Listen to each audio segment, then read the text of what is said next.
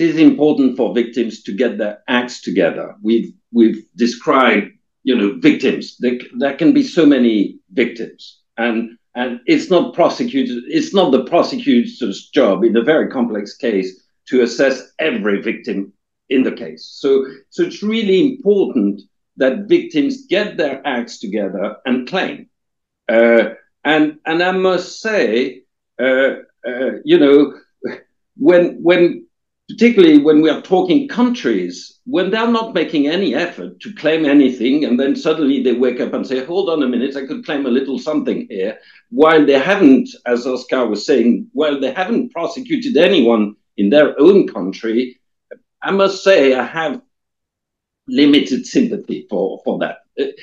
Victims I think it's important that it's an important process when we talk about corruption. Well, you want to claim, do claim, and organize yourself to claim with the assistance, of course, of the Basel Institute of Governance. I'm all for that, for sure. But at least there needs to be a will there for victims to claim. It's not about, we are not getting anything and the world is awful to us. And no, get your acts together, claim. I know it's easier said than done, but very often we see victims not getting their acts together, not claiming properly.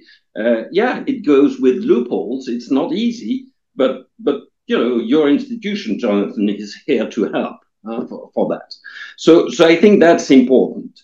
I would also say a second comment would be to say that you have criminal proceedings and you have the civil proceedings, and I think our paper touches upon this in the conclusion.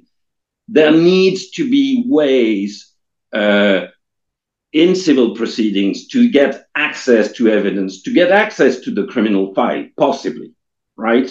I think that's important. If we want the civil route to be effective, there needs to be an easy access to evidence. And I would say that in the countries we are dealing with today, this access is very, very limited. So there needs to be something. I mean, if the civil route is to be contemplated and should be contemplated, it's got to be made easier for the victims. Final point. Yes, there's a conflict between the confiscating state and the victims.